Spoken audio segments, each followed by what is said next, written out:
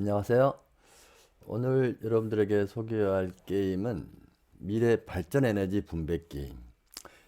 미래 발전 에너지 분배 게임이라고 되는데 제목이 어렵죠? 무슨 말인지 잘 확 와닿지 않을 겁니다. 저도 이 게임의 주제를 정하는데 좀 힘들었습니다. 근데 발전 에너지 게임이라고 발전 에너지 분배 게임이라고 밖에 제가 지을 수가 더 이상 다른 이름이 생각이 나지 않았습니다.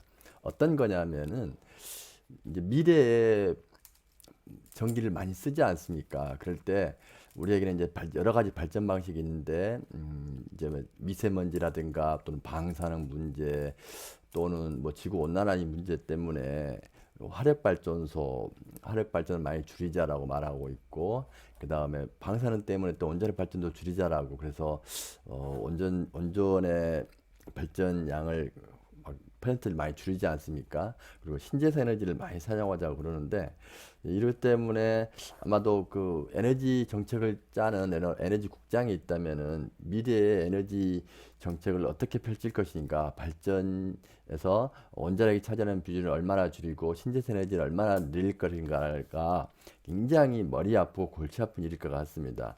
그 머리 아프고 골치 아픈 일을 수업에 학생들로 하게 하려고 하는 건데, 제가 봐도 굉장히 무모한 도전인 것 같은데, 그래도 학생들 입장에서 이제 굉장히 간단하게 하고 나머지들은 이 안에서 스프레드시트 안에서 코딩이 되게끔 해가지고 한번 구성을 해봤습니다. 그래서 딱 봐도 좀 복잡하게 보여서 아마 여러분들이 처음 봤을 때 이게 뭔 말인가 잘 이해를 못할 것 같습니다.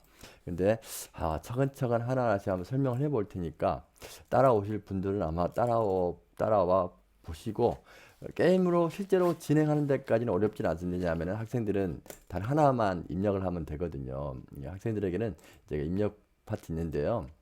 이거 라운드 입력하고 팀 입력하고 이번 라운드에 입력할 원자력 발전의 양 생산 원자력 발전으로 얼마의 전기를 생산하겠는가, 그거 1부터 500 사이의 값, 또는 그 다음에 화력 발전을 얼마를 생산하겠는가, 태양광 발전을 얼마를 생산하겠는가, 풍력 발전으로는 얼마를 생산하겠는가, 또는 가스 발전으로는 얼마를 생산하겠는가, 이것만 학생들이 정해 주면 됩니다. 그리고 나머지들은 이제 이 안에서 다 코딩으로 처리를 해놨거든요. 어떻게 되는가를 한번 보도록 하겠는데요. 어, 여기서 제가 이제 빨간색으로 쳐놓은 부분은 여러분들이 변경할 수 있다라는 의미입니다. 그래서 변경이 가능하고, 다른 것들은 이제 변경을 하지 않도록 해놨습니다. 전기요금 증가율 연 3% 이렇게, 그 다음에 전력 소비량 연 증가율 또는 3%를 같이 넣어놨는데요. 이 말은 이제 전력 소비량이 매년 이제 2021년부터 우리가 2030년까지를 가정하고 있거든요. 매년 전력 소비량이 3%씩 증가할 거다라는 대략 예측치입니다. 그래서 그 돈을 잡고 있더라고요. 그렇게 잡고 있고, 그다음 전기 요금도 그에 따라서 대략 한 3% 정도 이제 증가하지 않을까라고 하는데, 실제로는 이제 다르죠. 그래서 제가 오늘 여러분들과 같이 해볼 게 나중에 통계를 처리를 해보려고 하는 건데, 이 전기요금 증가율은 계속 바뀝니다. 3%, 4%, 5%, 7%, 8%, 10% 바뀌는데, 그래서 나중에 통계를 하는데, 제가 이제 통계를 한번 보여드리면 이렇게요. 전기요금이 3%일 때, 또는 전기요금이 5% 상승했을 때, 8% 상승했을 때, 10% 상승했을 때, 각 발전 방식별로 학생들이 몇 프로 정도를 차지하게 되더라라는 거. 그래서 3%로 했을 때 10년 동안 발전 비중이, 가스는 몇 프로고 원자력은 몇 프로고, 근데 5%로 했을 때는 또 어떻게 바뀌더라. 8%에서는 또 어떻게 바뀌더라. 10%에서는 또 어떻게 바뀌더라. 뭐 그걸 한번 통계를 한번 내보려고 하는 그런 생각으로 이 전기 요금만 바꾸는 걸로 했었습니다. 그래서 원래는 뭐 여러 가지가 다 바뀔 수가 있겠죠. 전력 소비량도 바뀔 수가 있고 그럴 텐데, 저는 그냥 이 게임에서의 어떤 시뮬레이션은 전기 요금의 연 증가율이 3%, 5%, 8%, 10% 이렇게 바뀌었을 때에 각 발전 방식은 다섯 가지가 있죠. 원자력, 석탄, 태양광, 풍력, 가스. 이 발전 방식의 비율이 어떻게 달라지는가를 한번 보자라는 취지의 그런 시뮬레이션 게임입니다. 자, 그래서 이쪽으로 설명했고요. 라운드는 이제 제가 1라운드가 2021년입니다. 다행히 그러면은 2라운드는 2022년이겠죠. 그래서 10라운드까지 진행되고요. 2030년까지 진행된다고 보면 되겠습니다. 그래서 각 1라운드마다 이쪽은 이제 발전 단가 증가율인데요. 이 바이가 또 바뀔 수가 있는데 제가 이것은 실제 데이터를 그대로 가져온 겁니다. 대략 조사해 봤더니 어떤 뭐 한전이라든가 또는 우리나라 정부의 에너지 정책을 펴는 곳에서 대략적으로 원자력 발전했을 때 단가가 지금 현재는 45원이지만 지금은 킬로와트 시당 45원의 생산 단가가 발생한답니다. 근데 이 원자력 발전은 매년 11.2% 굉장히 많이 증가하더라고요. 매년 11.2%의 발전 단가, 전기 생산 단가입니다. 전기 생산 단가가 증가한다고 합니다. 석탄은 매년 4.3%씩 생산 단가가 증가하는데 1라운드 현재 2021년에는 64원입니다. 킬로와트시를 기준으로 하는 겁니다. 태양광은 매년 마이너스 2.9%씩 하락하더라고요. 근데 지금 현재는 115원으로 굉장히 비싼 편이고요. 풍력도 굉장히 비싼데 풍력은 태양광의 하락률보다는 훨씬 작네요. 마이너스 0.8%. 가스도 많이 하락하더라고요. 마이너스 1.8%. 그러나 가스도 아직은 122원으로 꽤나 비싼 편에 속합니다. 그래서 원자력. 이제 여러분들 뭐 당연히 원자력이 제일 싸니까 몰빵해서 원자력으로 전기를 생산하면 되겠지라고 하는데 그렇게 될 경우에는 이제 여기서 방사능 값이 수치가 올라가게 됩니다. 방사능 수치가 올라가게 되고 나중에 방사능이 전체 1라운드 10라운드까지 합산했을 때 130만이라는 걸 넘기게 되면은 이제 지구가 멸망한다라는 걸 가정했습니다. 그렇기 때문에 방사능을 계속 높일 수 없습니다. 원자력만 계속 선택할 수 없습니다. 원자력만 선택하면서 하도 되긴 되는데 나중에 이게 130만으로 바뀌잖아요. 그러면은 이제 원자력을 제일 적게 했던 팀으로 우승자가 변경되게 됩니다. 그렇기 때문에 마냥 원자력만 할 수는 없다라는 겁니다. 여기도 제가 또 이제 온실가스하고 미세먼지도 넣어놨습니다. 온실가스는 150만 이상이 갔을 때는 지구 멸망으로 간주합니다. 미세먼지도 200만 이상으로 갔을 때는 지구 멸망으로 제가 간주하거든요. 점점 학생들이 원자력을 선택하고 석탄을 선택하고 태양광, 풍력, 가스를 이렇게 선택하겠는데 그에 따라서 뭐 전기 생산 비용 이익이 나올 겁니다. 이익이 나오는데 그것과 반대로 온실가스도 많이 배출하게 될 것이고 미세먼지도 많이 배출하게 될 것이고 그렇게 되면은 이제 추이를 잘 봐야 됩니다. 추이를 잘 봐서 어떻게 조정을 할까? 이거 그래서 굉장히 두뇌회전이 잘 돼야 되는 잘 되어야 되는 게임입니다. 굉장히 복잡합니다. 왜냐하면 온실가스도 따져야 되죠, 미세먼지도 따져야 되죠, 방사능도 따져야 되죠. 그리고 제일 중요한 게 이제 이익금 아닙니까? 이익금은 제가 전기를 생산했어요. 자, 원자력으로 얼마 전기를 생산했습니다. 그랬을 때 근데 45원으로 생산했잖아요. 킬로와트 시당 45원으로 생산했습니다.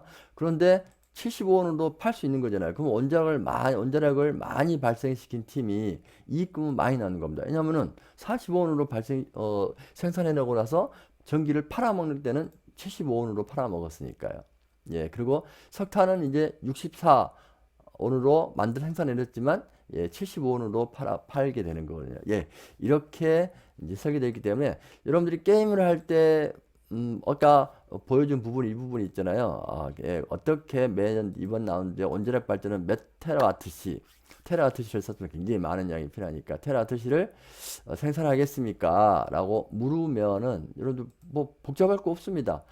지금 상황에서 전기 생산 요금하고 실제로 팔아먹을 수 있는 전기 요금하고 갭 차이가 굉장히 큰 걸 위주로 팔아먹으면 되는데 그러나 무조건 그 큰 거다 해서 지금 상황에서 원자력이 크니까 원자력만 냅다 원자력으로만 전기를 생산해내면은 방사능 수치가 올라간다는 겁니다.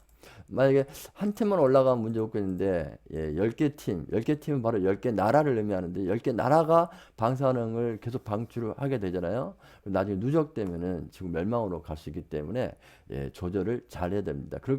만약에 원자력 발전으로 방사능 때문에 지구가 멸망했으면은 원자력 발전을 제일 적게 한 팀이 우승하게 되는 겁니다. 그렇기 때문에 잘 조절해야 되고요. 하나 이제 설명 안 한 게 있는데 여기 637이라는 게 이게 바로 최대 전력 소비량입니다. 1년 동안에 최대 전력 소비량이 바뀝니다. 여기 보면 제가 2라운드를 가볼까요? 그러면 또 656으로 바뀌게 되죠. 매년 전력 소비량, 최대 전력 소비량이 바뀌는 겁니다. 그러면은 이 최대 전력 소비량을 바뀌니까 이번 라운드에 원자력, 석탄, 태양광, 풍력, 가스 이렇게 선택할 거 아닙니까? 근데 이 합이 최소 여기에 쓰여 있는 이 값보다는 커야 됩니다. 이 값보다는 커야 돼요. 1라운드 같으면은 637을 넘어야 여기서 합이 637을 넘어야 되고요. 2라운드에서는 656을 넘어야 합니다.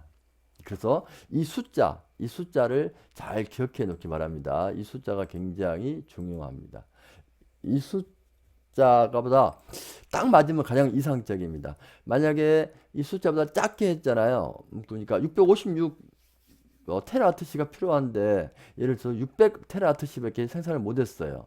그러면 뭐가 발생하죠? 블랙아웃이라고 전기 블랙아웃이 발생하게 됩니다. 전기 블랙아웃이 발생했을 경우에는 아까 600만 했다 이거 56 테라와트시를 생산해내지 못했잖아요. 56에 대해서 곱하기 100을 한 값, 5,600이라는 벌금이 발생하게 됩니다. 그러니까 605, 이 숫자 최대 전력 소비량보다 원자력, 석탄, 태양광, 풍력, 가스를 합산한 전기 생산량이 넘어야지 블랙아웃은 당하지 않는 겁니다. 자, 근데 그 다음에 또 만약에 넘었다 하면 656보다 더 많이 했다 하면은요, 656보다 많이 했지만 소비는 656밖에 안 할 거 아닙니까? 그럼 많이 생산한 전기는 어떻게 될까요? 버려지겠죠. 그러면은 또 이게 그러니까 이익금에 있어서 감소가 될 겁니다. 그러니까 가장 좋은 방법은 이 숫자의 최대 전력 소비량에 맞춰서 이걸 금액을 입력해야 한다는 겁니다. 이렇게 이제 진행이 되고요. 그렇게 했을 때에 매 라운드 여러분들이 입력을 하면은 거기에 대한 자동으로 거기에 대한 모든 내용들이 1라운드의 것이 자동으로 저장돼 가지고 여기 이렇게 나올 겁니다. 그러면 저는 이제 여기에 컨트롤 C 복사를 해서 오른쪽에 1라운드에다가 컨트롤 시프트 V 값만 집어넣게 되면은 1라운드의 값이 여기에 적히게 되고 이제 순위가 계속 바뀌게 되고요. 이런 걸 1라운드, 2라운드, 시작해서 10라운드까지 진행을 하는 겁니다.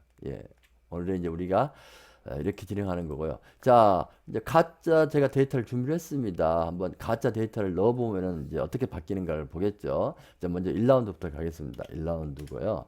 1라운드 학생들이 막 입력을 할 겁니다. 그래서 제가 가짜 데이터를 하나 가져왔어요.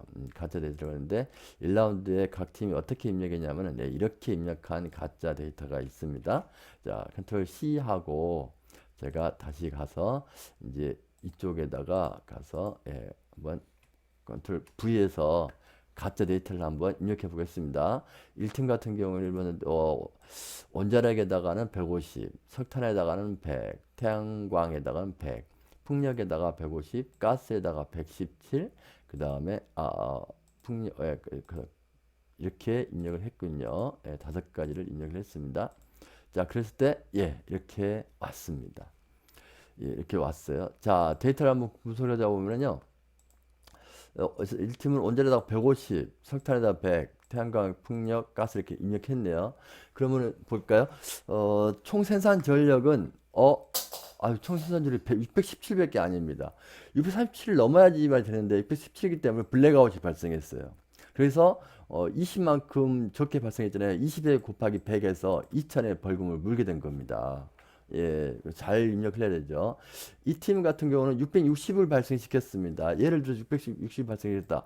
그러면 실제로 근데 필요한 전기량은 637이잖아요. 그럼 나머지가 좀 너무 오버해서 발생시켰네요. 약 한 23만큼 오버했습니다. 그러면 23에 대해서 전기 요금을 곱한 것만큼이 빠지게 되는 겁니다. 75를 빠지게 되죠. 75원만큼.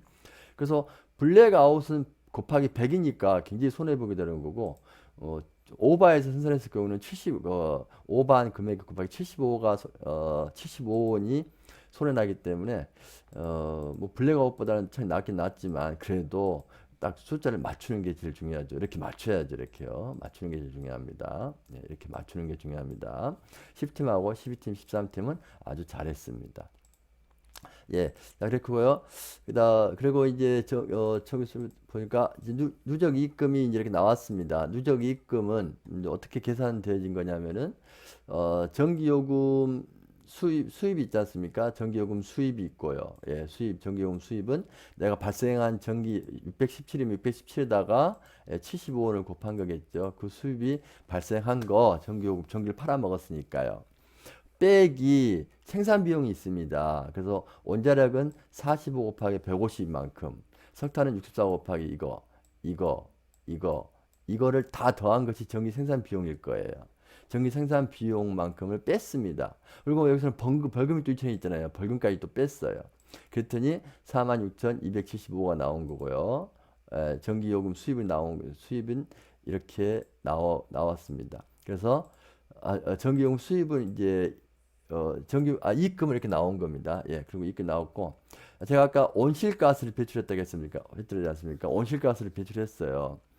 이렇게 온실가스 17,253이라는 거 온실가스 배출했는데, 온실가스 배출은 어떻게 계산된 거냐면은, 뒤에 좀 가보면은, 그 온실가스가, 이거 보면, 여기 보면 나왔습니다.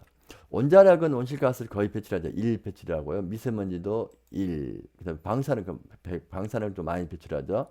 근데 석탄 같은 경우는 온실가스를 99를 방출하고요. 미세먼지를 228을 방출한답니다. 제가 이거 실제 데이터를 가져온 겁니다. 태양광은 온실가스는 5.7, 미세먼지는 거의 없고요. 예. 풍력도 마찬가지. 풍력은 온실가스도 없고 미세먼지도 거의 없네요. 천연가스는 온실가스가 54.9, 미세먼지는 11만큼 발생시킨다고 하는 실제 데이터 값을 가져와서 이걸 곱해서 온실가스를 150만큼 원자력은 150만큼 했잖아요. 그럼 150만큼 방사능 100을 곱해 준 겁니다. 그러니까 150 곱해가지고 방사능 15,000 나왔죠. 미세먼지는 석탄의 미세먼지가 있겠죠. 석탄의 미세먼지가 228이죠. 228 곱하기 석탄을 100만큼 발생시켰으니까 뭐 어떻게 값 나오겠죠. 예, 이렇게 해서 이제 다 합산한 겁니다. 그래서 이 값이 나온 거고, 그래서 이익금도 나오고요. 온실가스 양도 나오고 미세먼지 양도 나오고 방사능도 나오는 겁니다. 그렇게 했을 때 이제 이걸 컨트롤 C 해줍니다. 1라운드 값은 이제 나왔어요. 그 다음에 컨트롤 C이고 여기서 컨트롤 Shift V 값만 복사해줍니다. 값만 복사 딱 해줬더니 자 이제 온실가스의 누적량, 미세먼지의 누적량, 방사능의 누적량이 나오기 시작합니다. 한 1라운드 정도를 하니까 온실가스가 대략 한 23만 정도가 나오는군요. 예. 이 정도면 한 7라운드 정도 되면은 온실가스로 지구 멸망이 일어나겠는데요. 이 정도 수준으로 간다고 하면요. 미세먼지는 32만 정도가 나왔습니다. 32만. 미세먼지 32만 정도 나왔어요. 200만이면은 이것도 한 7라운드 정도면은, 미세먼지에 의해서 멸망이 되겠습니다. 방사능도 18만 4천이니까 방사능은 한 6라운드 정도 되면은 이것도 한 7라운드 정도 멸망하겠군요. 예. 그 정도 되겠습니다. 자, 그래서 제일 먼저 아무튼 뭐 방사능든 미세먼지든 온실가스든 먼저 멸망한 것에 의해서 전이가 정해됩니다. 그래서 내가 멸망 순위를 가졌는데 이게 멸망 순위예요. 그래서 온실가스 지금 계속해서 온실가스로 만약 멸망이 됐다. 온실가스로 만약해서 지구온난화로 지구 멸망이 걱정됐다라고 하면은 보세요. 온실가스량이 가장 적은 7팀이 1등인 겁니다. 이렇게요. 근데 미세먼지가 너무 많이 발생해서 지구가 멸망됐다라고 하면 먼지를 가장 적게 발생한 2팀이 1등인 겁니다. 만약에 방사능으로 멸망이 됐다라고 하면은요, 방사능 값이 가장 적은 12팀이 우승인 겁니다. 이렇게 나갑니다.